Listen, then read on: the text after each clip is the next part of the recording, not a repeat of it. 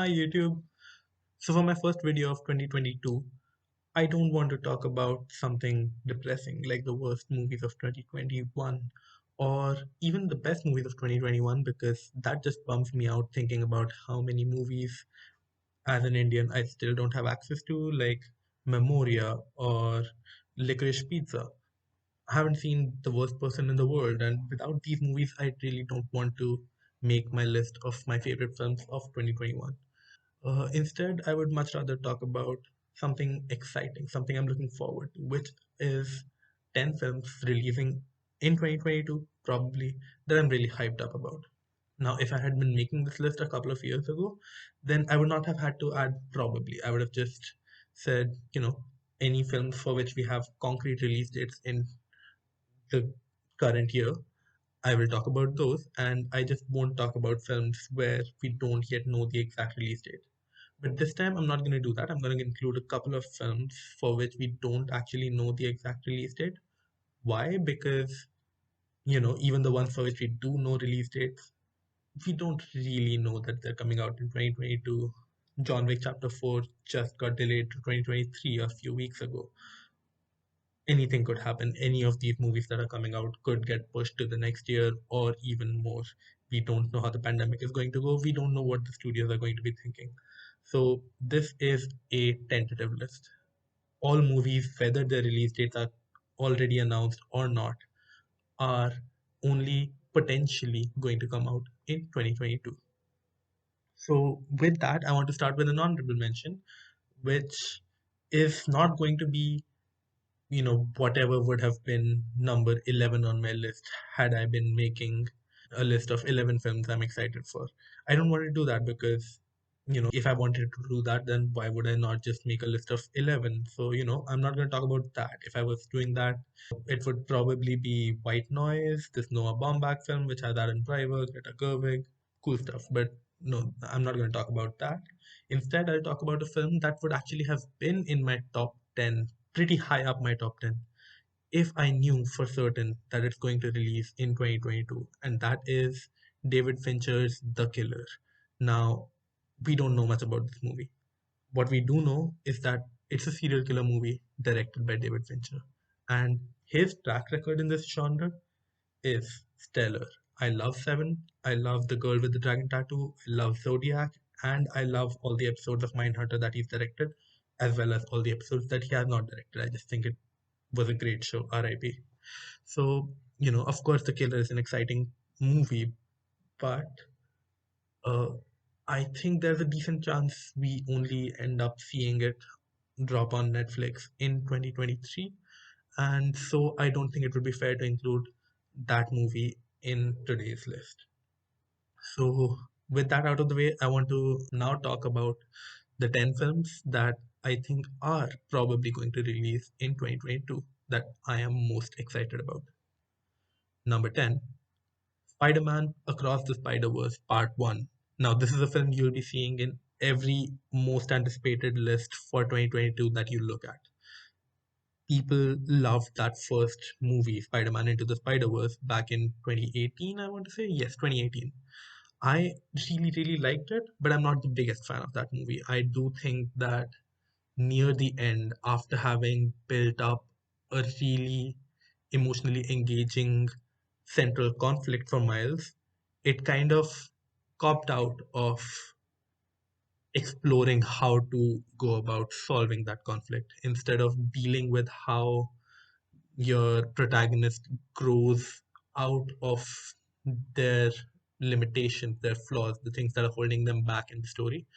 The film just kind of montaged through it and said, okay, now you have to accept that Miles is where he needs to be. And I was not a fan of that one aspect of the movie, but aside from that, I think it's one of the best Spider-Man movies ever made. I would actually say it's definitely in my top three. I'm not as certain as many other people that this is like the greatest Spider-Man movie ever, but it is still in my top three, and that is saying something. I am a huge Spider-Man fan. He is my favorite superhero, and uh, I love a lot of Spider-Man movies. There's at least like five different Spider-Man movies that I just completely adore. And so being in the top three for me is a huge deal. Across the Spider-Verse Part 1 does not have any of the same directors as the first one. Both movies have teams of three directors, and no one from the first film is returning.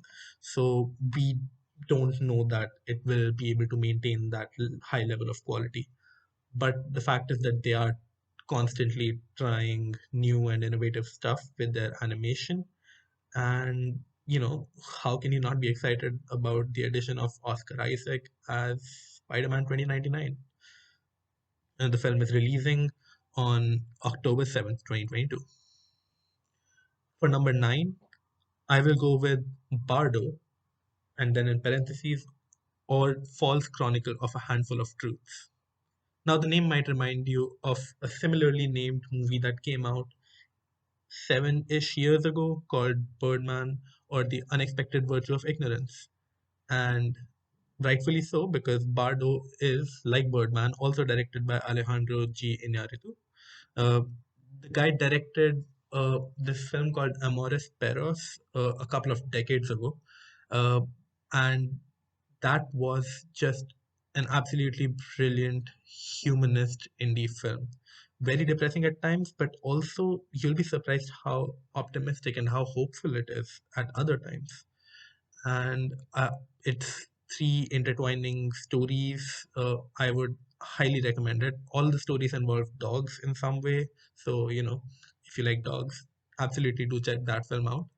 And now, after having made many films in between that film, which was his debut, and Bardo, none of which were set in Mexico, Inarritu is going back to his home country for Bardo, and that's just a very exciting prospect to me. It tells me that it's going to have that personal touch that comes with a writer or director connecting with some place or some time or some character which is personal to them. And I'm a fan of Inaritu. The film is written by the writing team of Birdman, which I think is one of the best films of the 2010s, the entire decade, not just of 2014. I absolutely love that film, not just for its single shot gimmick, but I think it actually has a really beautiful story, a really great screenplay.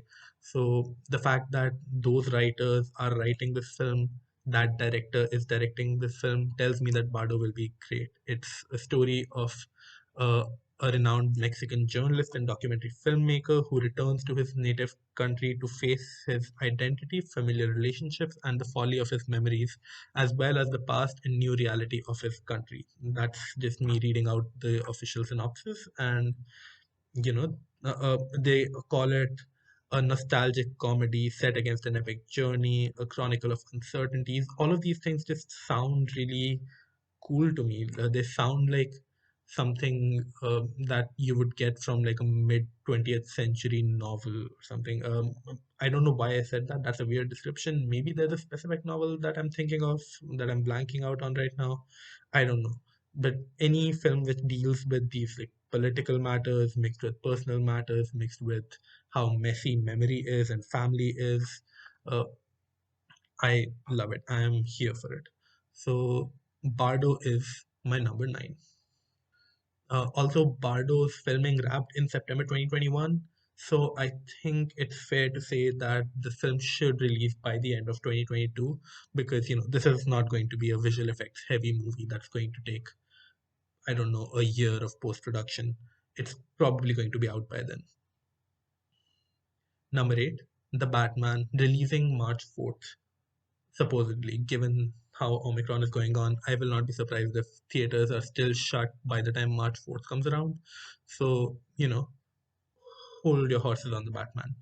But either way, it should come out in 2022. It's already been delayed a lot. And I am, again, really pumped for this movie. I did not want to uh, add too many movies of like the same category, and so I didn't want to put like multiple DC movies in this list. And if I had to pick one, it wasn't very difficult for me, between the Batman, the Flash, Black Adam, Aquaman to uh, League of Pets. League of Super Pets, it's not very difficult for me to say that the Batman is the most exciting of these, partly because it's been a decade since we got a Batman movie, and uh, well, I mean, a solo Batman movie. I'm obviously not counting the team up of Batman and Superman that we got in between, and I'm not counting the spoof movie that was the Lego Batman. I'm not counting the straight to home video Batman movies. So, okay, the more I talk about this, the more it sounds like we have been inundated with Batman media in this last decade, haven't we?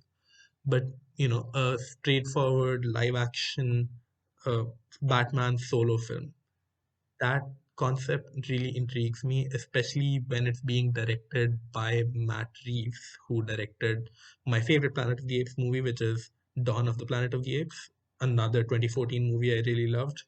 It's a pattern with me, by the way. I love movies released in 2014. Not all of them, of course, but it was just a great year for film. There were so many great films. Uh, that was a weird digression. Back to the Batman. I love the thought of Paul Dano as a Batman villain. He is just so good at playing unsettling characters, at having this presence that makes you uncomfortable. Uh, that's not a commentary on the person. Maybe the person is great at making you feel comfortable around him, for all I know.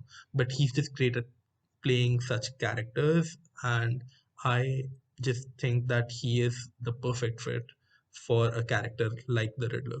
And that, along with Robert Pattinson as the Batman, who again I think is a really great actor. If you don't think so, then I would suggest you watch The Lighthouse and Good Time, and of course Tenet. So he, I think, is also a great fit for the Batman.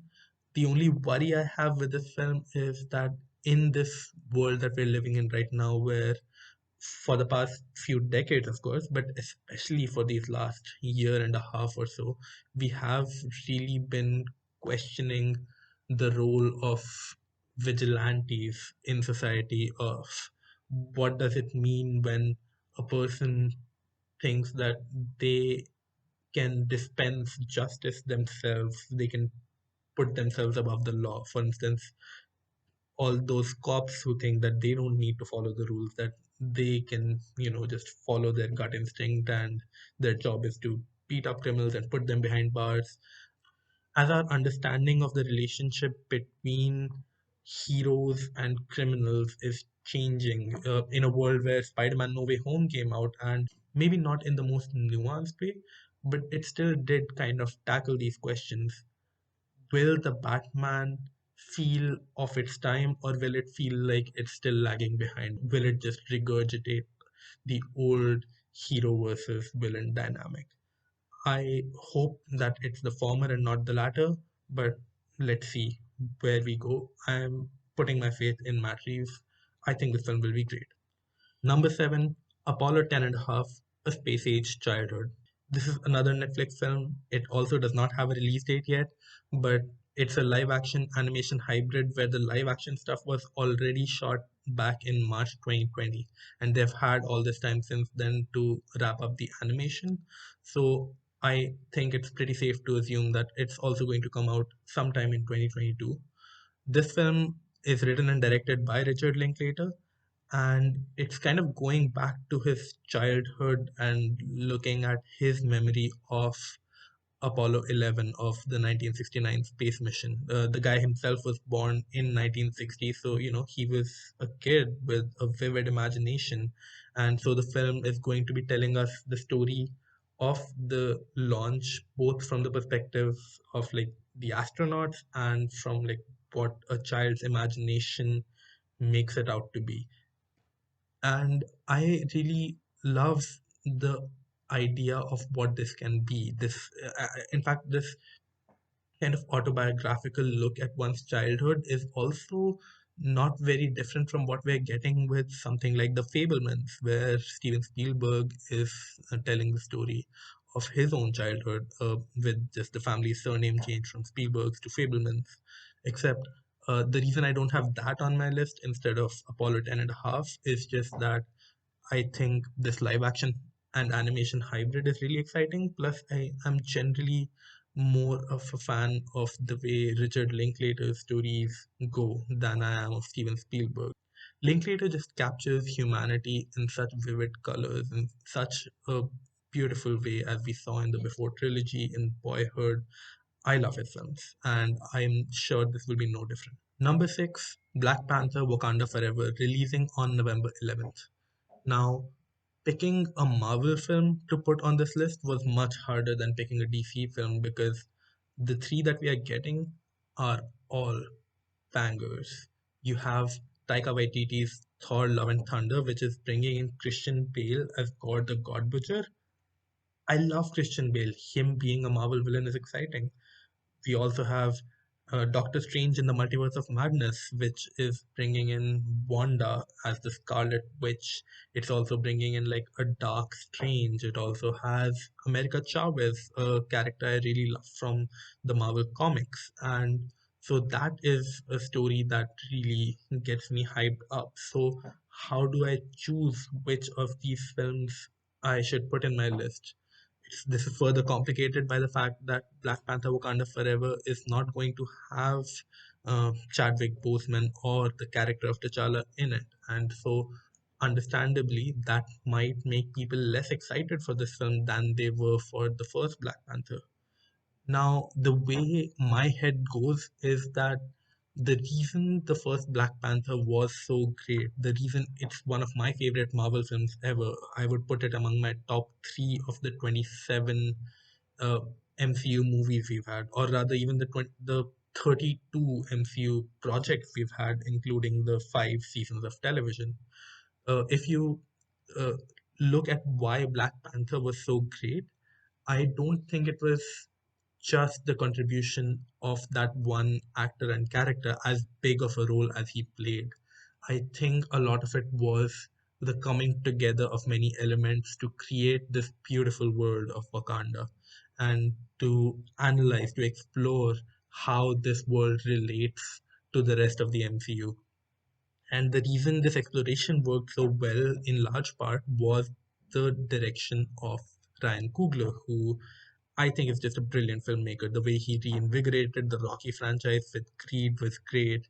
Fruitvale Station was a really great true story film. And so the reason I think Black Panther Wakanda Forever has the potential to be just as good as the first film, despite the big gaping hole of Chadwick Boseman, is because Ryan Coogler is here. That same beating heart, that same fiery brain is back to tell the story. And because of him, I have no doubt this film is going to be beautiful as well. I will not be surprised if we get another Oscar caliber exploration of what it means to be a hero and what it means to be a king or queen, what it means to be both together as the same person.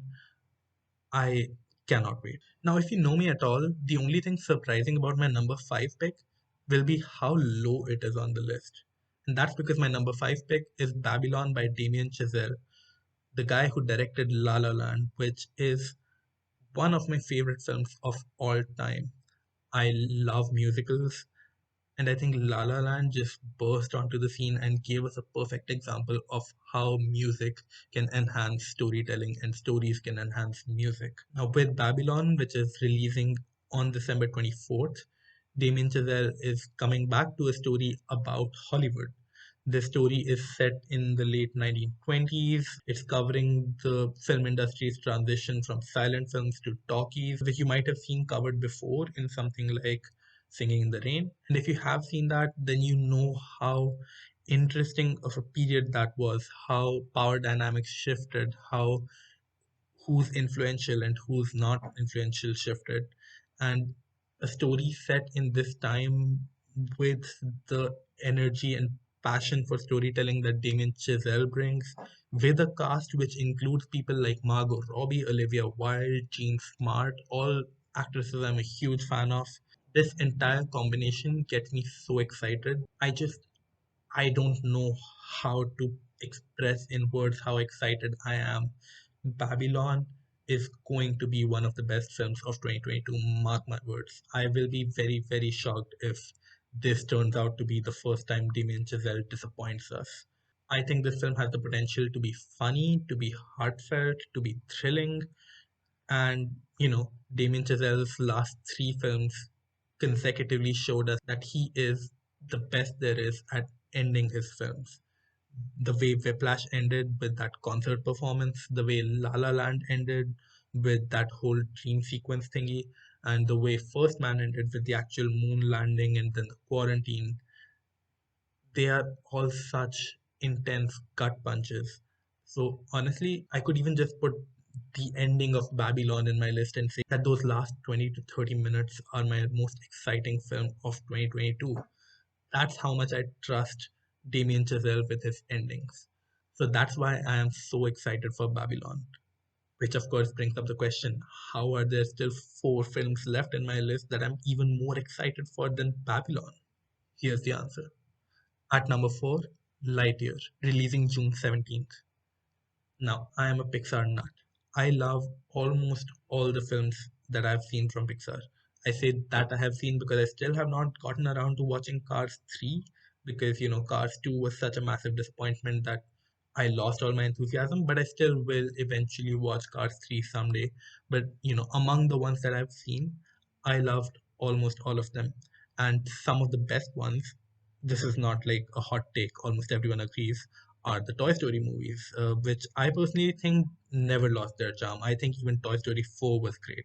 I still love that series, and a constant across that series has been the character of Buzz Lightyear.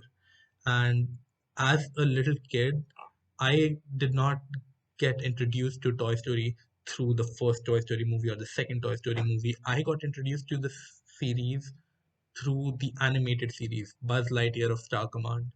The conceit of that cartoon was the same as the conceit of this movie, which is, let's look at what this science fiction media was in the Toy Story universe, based on which the Buzz Lightyear action figure must have been made that Andy was then playing with.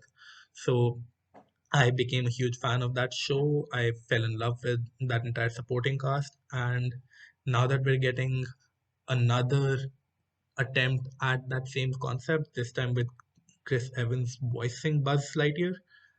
I just I cannot wait with Pixar's cutting edge animation technology, the amazing first look that we got. I think Lightyear is going to be infinitely exciting, or maybe even beyond that. Sorry, I had to do that. At number 3, I have Don't Worry Darling, directed by Olivia Wilde, written by Katie Silberman, who also wrote Olivia Wilde's last film, Booksmart. Don't Worry Darling is releasing on September 23rd and features such brilliant actresses as Florence Pugh, Gemma Chan, and the director herself, Olivia Wilde. I love all of them. Don't Worry Darling is a psychological thriller about a 1950s housewife whose reality begins to crack, revealing a disturbing truth underneath. Now, yes, I did not just say that from memory, I'm reading the premise out. And this film is extremely exciting to me because of multiple reasons. And I don't know how to exactly convey why these things get me so excited, but let me just start with the most obvious. I love Booksmart. I thought that was just a brilliant movie, not just in terms of being a great teen comedy, but also beyond being funny. Olivia Wilde showed a real brilliance in terms of how to capture the emotions of her characters, how to present them not just through dialogue, but through innovative use of her cinematic toolkit. She has a real eye for filmmaking, and that's what I'm excited to see her apply to something like Don't Worry, Darling, which is the second thing that gets me excited. Not just the fact that she made a brilliant movie before this, but the fact that with her very next project, she wants to try something that sounds so completely different. From a high school comedy to a psychological thriller, you could not make a bigger leap than that. And the fact that this is what she's doing next just gets me really excited for Olivia Wilde's career as a whole, and just gets me really curious to see how versatile of a director she can turn out to be. I just can't wait to see, is she as good at this as she was at directing something like Booksmart? Because if she is, then sign me up for every movie she ever directs for the rest of her life. And finally, a thing that really gives me positive vibes for this movie is Olivia Wilde's reputation as a no nonsense director who just will not take as holily on her sets. Uh, she apparently has this rule where if you are disrupting the set atmosphere, if you're making it tense for people by being a jackass, she will fire you. She wants everyone to find themselves in a creatively stimulating, collaborative, friendly environment for all these crew members and cast members to feel like a family. And that is something I think a lot of directors could learn from. And that does not necessarily mean that the movie will be better than anything that could have been made by a director who's just being a jerk to their crew. But it still gets me more excited to watch this film because I now have positive feelings about this film in my head, right? So, this is me giving you a look into the less rational side of how my film excitement works. All right. For number two, a film that I have seen on a lot of people's most anticipated lists, but usually not this high, is Mission Impossible 7. The reason it's so high for me is that Mission Impossible Fallout is one of my favorite action films of all time. I don't just mean like top 20, I mean top 5, top 3. I would even say Mission Impossible Fallout is one of the greatest action movies I have ever seen. And I just think Christopher McQuarrie is a brilliant director when it comes to staging these really tense, precise action set pieces. We already started seeing a lot of that in his previous Mission Impossible film, Rogue Nation, where he handled that incredible opera scene with so many moving parts and just kept the audience hooked on every single element of who might shoot who might get distracted by who else, who's chasing whom. All of that stuff was so brilliant. And then Mission Impossible Fallout felt like that skill level in that sequence stretched throughout the entire movie with that incredible fist fight with Henry Cavill in the bathroom, the amazing jump from the plane, the helicopter sequences at the end. Christopher McQuarrie just does not put a foot wrong. He knows action, he knows tension, and I have no reason for believing that Mission Impossible 7 will not be another knockout film. This series has spent the entire 21st century getting better and better. Mission Impossible 2 was bad. Mission Impossible 3 was decent, it was showing potential. Then we got Mission Impossible Ghost Protocol, which had one of the great action set pieces in recent years with the Burj Khalifa climb. Then Mission Impossible 5 came in and honed its action set pieces even more with even more precision and more tension.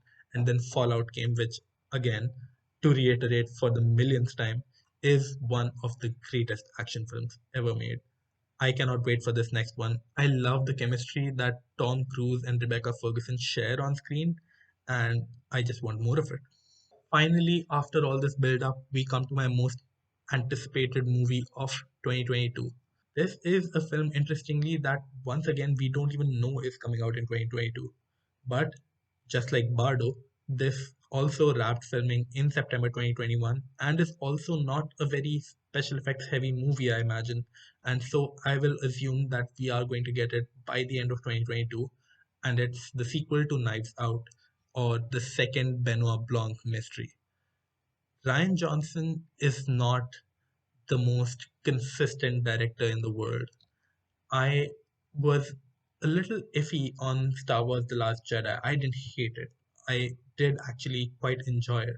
But I don't think all of its narrative choices worked. There were some big swings it was trying to take with exploring how Jedi and Sith work, but then it did not have the strength of its convictions to follow through on its themes. And by the end, it just sort of reverted everything back to comfortable status quos in a way that just left me a little let down. But then Ryan Johnson came out with Knives Out, which is another of my favorite films of the 2010s, like Birdman. Knives Out gave me everything I want from a movie. Listen, we're not getting a lot of great comedies these last few years, at least from Hollywood. The era of the great Hollywood comedies seems to be over, or at least really dwindling. And then there was Knives Out, where I was laughing my guts out throughout the 2 hours and whatever experience in the theater. Plus, when we screened this film in my college's film society screenings, we got an entire hall full of students to come watch it, and the hall was we got an entire hall full of students to watch it, and everyone was applauding like three different moments in the movie. It was just such a satisfying whodunit where you can follow along with the mystery, you can try to piece the clues together, you can try to figure out what's going on, but it is still difficult. And then at the end, when you find out all the answers, it's really, really satisfying.